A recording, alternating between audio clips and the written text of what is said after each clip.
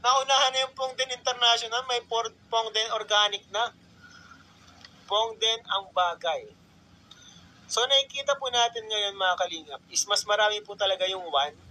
So gusto po nila ang Pongden. Pongden hindi lang pang on-cam, pang off-cam pa. Grabe lang na yan. Pong!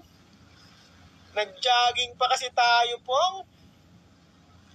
Kawawa na naman si Ingkit. Ay ano man po, si Ingkit is actually guys, kinausap po natin na maayos po si Ingkit. Nag-usap po silang dalawa.